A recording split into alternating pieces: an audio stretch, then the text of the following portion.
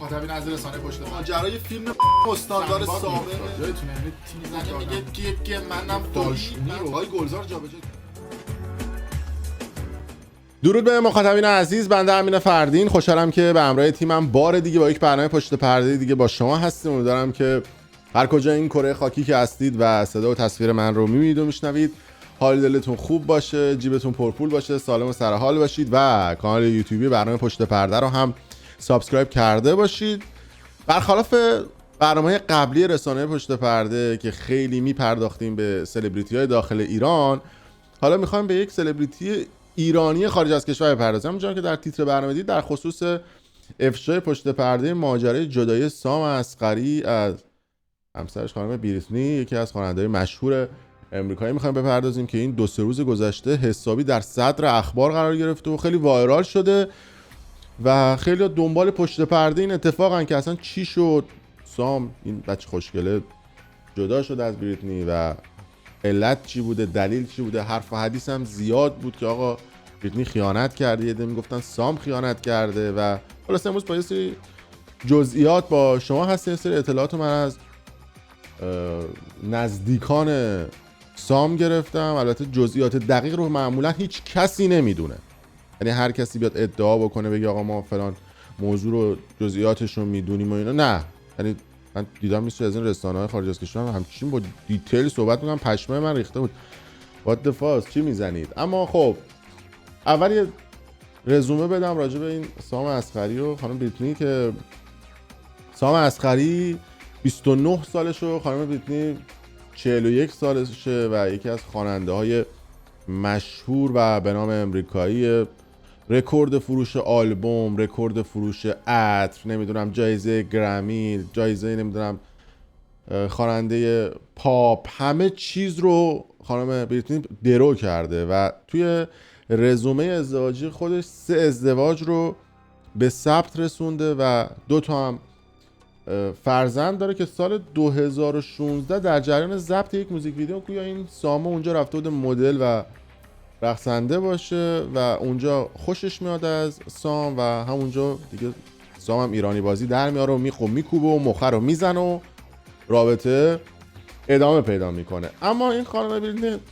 گذشته عجیب و غریبی هم داره که حتی ماجرای طلاقشون هم اون تیکه‌ایش حالا برای ایرانی‌ها جذاب میشه. 2 تیکش جذاب میشه. تیکه اولش هستش خب به حال سام ایرانیه و اینا، خب مردم دوست دارن راجعش بدن. تیکه دوم ماجرای این مهریه یا این ثروتی که این وسط گویا طبق قانون بعد 50-50 بشه، اما هم معمولا چرت که به دست و حساب کتاب کن هستیم که آقا چقدر به سام میرسه. سام الان خودش 5 میلیون دلار سرمایه داره و خانم بریتنی 70 میلیون دلار سرمایه‌شه و چیزی هستش که داره، یعنی اگه بخوان اینجوری حساب بکنن ناقابل بعد مثلا یه 35 میلیونی به سام بده دیگه، نصف دایره‌اش بعد تقسیم بشه و برسه به سام و همه میگن پشمام چه زرنگی بود با پشت افتاد تو اثر. اینا حالا توضیح میدیم. یه دم اومده بودن گفته بودن که قبل از ازدواج این 2 نفر یه قراردادی رو امضا کرده بودن که اگر زندگیشون 14 ماه ازدواج کردن، اگر 2 سال ادامه پیدا میکرد بابت هر سال زندگی خانم بریتنی بعد به سام مبلغ، حالا یه عده میگفتن 2 میلیون دلار، یه عده میگفتن 1 میلیون دلار بعد پرداخت بکنه و آنچنان هم با جزئیات از این قرارداد میگفتن که حالا جلوتر هم راجبش صحبت خواهیم کرد. اما خانم بریتنی از سال 2014 پرونده ازدواجاش رو باز میکنه و با دوست دوران بچگی خودش آقای آلن الکساندر ازدواج میکنه. ازدواج این 2 نفر تنها 55 ساعت بیشتر دوام نمیاره. ازدواج میکنه و 55 ساعت بعدش جدا میشه که خود خانم بریتنی پشماش ریخته بود. میگه من تعجب کردم از این اقدام آلن به عنوان دوست دوران بچگی. چند سال بعدش میره با یک خواننده ازدواج میکنه، از اون جدا میشه، دوباره میره و با سام اصغری آشنا میشه و ازدواج سومش انجام میده. البته از سال 2016 به این وقت خانم بریتنی 2 بار حامله میشه و یه بار قبل از ازدواج رسمیشون و یک بارم 1 ماه تقریبا بعد از ازدواج رسمی که اعلام میکنن از سال 2021 گفته بودن که خانم بریتنی حامله بوده و بچهش افتاده. اما در روز عروسی سام اصغری و خانم بریتنی اتفاقی که افتاده بوده این بوده که شوهر اول ایشون آلن که 55 ساعت باش بوده با چاقو میاد تو مراسم عروسی رو حمله میکنه و میخواد عروسی رو به هم بزنه که پلیس با خاک انداز جمعش میکنه میبرتش. اما به حال زندگیش با سام ادامه پیدا میکنه و البته یه عده‌ام به شوخی میگفتن که اگه تو همین کرج خودمونم بگردی 40 تا آدم پیدا میکنی از سام خوشگل‌تر، ولی خب این آدم شانس آورد و انتخاب شد توسط این خواننده مشهور و به نام. اما نکته‌ای که وجود داره در خصوص سام عسقری این هستش که اصلاً قراردادی امضا نشده بوده، چون قبل از ازدواجشون و تو همون بحبوحه‌های مراسم عروسیشون اعلام کرده بودن که آره سام گفته ما یه قرارداد آهنین امضا کردیم و اصلاً هم قرار نیست که از ثروت همدیگه استفاده بکنیم و بعد از ازدواجشون هم این موضوع رو بارها تاکید کردن. قبل از اینها خانم بریتنی یک قراردادی رو با پدرش داشت و تمام اموال ثروتش دست پدرش بود که میره تو دادگاه و دادگاه رو برنده میشه و ثروت دوباره تحت اختیار خودش قرار میگیره.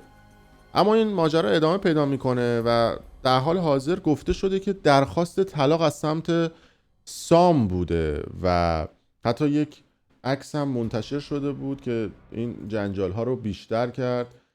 عکسی که نشون میده دست سام کبوده و گویا انگار یه کسی گاز گرفته و حالا میتونید ببینید این عکس رو که منتشر شده که از همون موقع گفته بودن که اختلاف ها و دعواها و درگیری ها بین سام و خانم بریتنی بالا گرفته بوده و گفتن که به همین راحتی ها نیستش. اما خب به هر حال سام یک استوری گذاشت و اولین واکنشش نشون داد، گفتش که بعد از 6 سال زندگی عاشقانه و اینکه ما در کنار همدیگه بودیم به هر حال تصمیم گرفتیم که از همدیگه جدا بشیم، اما احترام و عشق رو بین همدیگه داریم.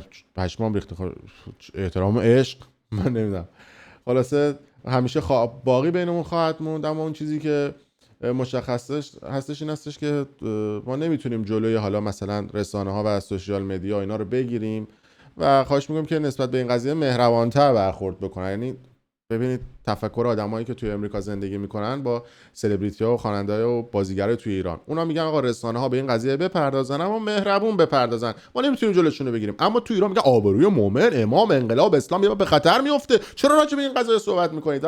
خلاصه سعی میکنن که قضایا رو ماسمالی بکنن. اما یه توضیح بدم که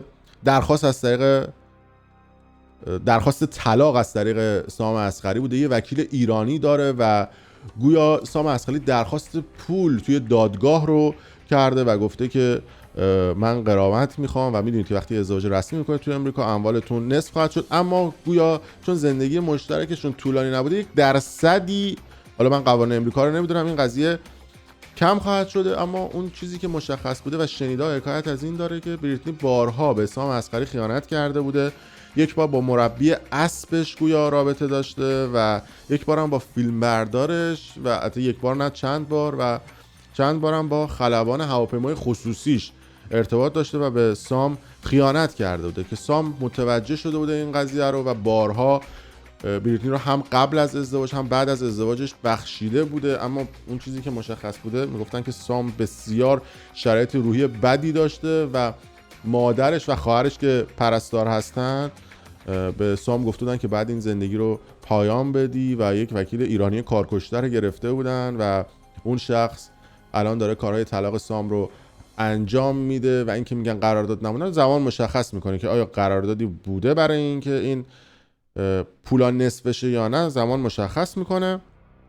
اما اون چیزی که مشخصه میگفتن که سام واقعا خانم بریتنی رو دوست داشته، اما خب به حال این خیانت هایی که صورت گرفته بوده نمیتونسته تحمل بکنه. و یه اختلاف دیگه ای هم که سام با خانم بریتنی داشته این بوده که در خصوص این اتفاقات سال گذشته و ماجرای مهسا امینی بارها از بریتنی خواسته بوده که استوری بذاره برای مهسا امینی و مخالفت کرده بود و گفته بود که اصلا این قضیه به من ربطی نداره و این ماجرا به من ربطی نداره و واکنشی نسبت به این قضیه و حمایت از زنان ایرانی هم نکرده بوده که این قضیه بسیار سام رو هم ناراحت کرده و گفته بود که من اصلا تو زندگیم هیچ وقت از تو هیچی نمیخواستم، حالا یه بار به تو گفتیم بری استوری بذاری برای ما ناز میکنی اینا. خب به حال میگفتن که خانم بریتنی بسیار آدم، حالا چیزی که شنیده بودیم حالا نمیتونیم تاییدش بکنیم نه تکذیبش بکنیم، آدمیه که یه مقداری به غیر از نژاد خود نژاد پرست میگم چه چیزی میگن اینا، من دقیق نمیدونم تایید بکنم، اما این تیپ آدمی هست که سیستم نجات پرستی هم